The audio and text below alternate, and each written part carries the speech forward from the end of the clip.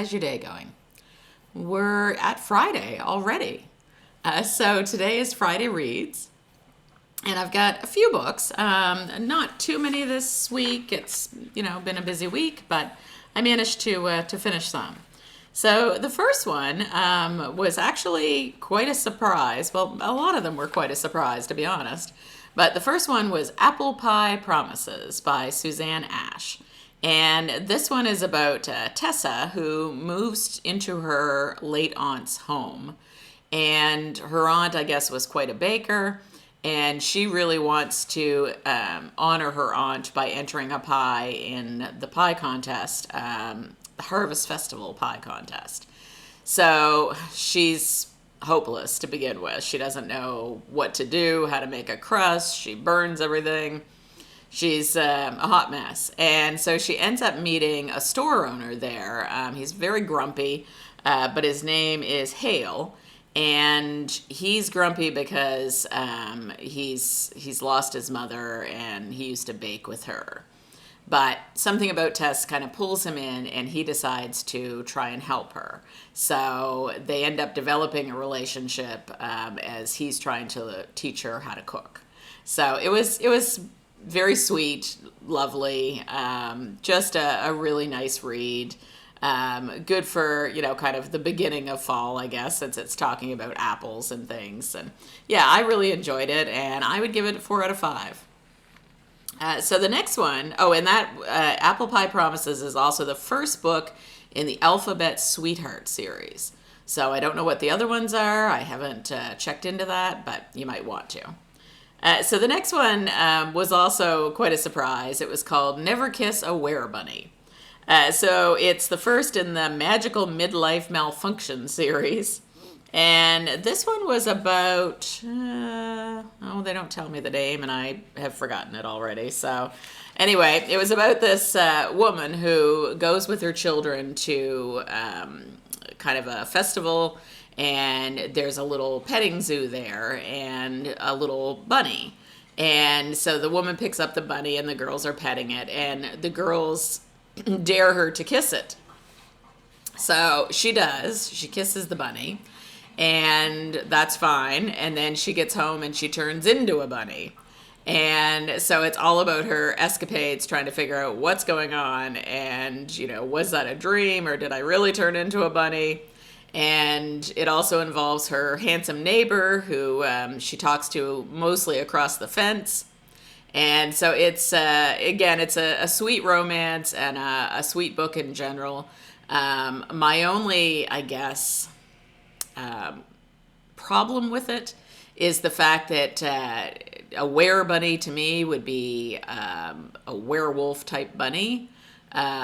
These are not that. They're just bunnies. Like there's nothing, big and, like they don't grow big teeth or claws or anything like that. They're just a bunny. So in that way, I didn't really care for the title. I thought it was a little bit misleading. But anyway, story was good, and I would give that one a 3 out of 5. So the next one I read was Murder by the Seaside, which is actually the first in the Patience Price Counselor at Large mysteries. That's that's hard to say. That's a lot. But it's by Julianne Lindsay, and it was called Murder by the Seaside. And so this one was good. I didn't realize, I guess, that this series even existed. But Patience Price has moved back home, and there ends up being a murder. And the man who she used to date in high school is accused of this murder. But he's kind of the town's golden boy, so some people are saying he couldn't have done it. Some people are saying he did do it. And she ends up reluctantly getting involved in all of this.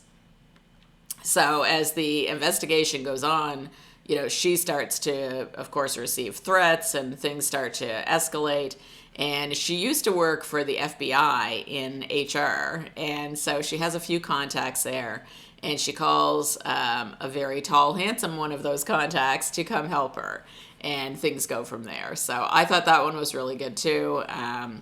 Julianne Lindsay always has a way with words. and I would give that one 4 out of 5.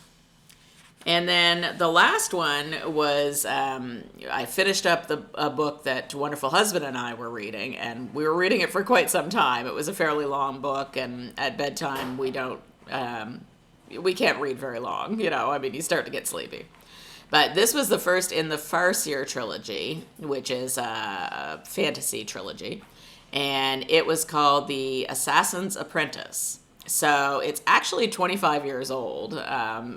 Hard to believe when you read it, because with fantasy it doesn't really matter, I guess. Dudley is in the sink. Okay. We're just going to ignore that for a minute and finish the video.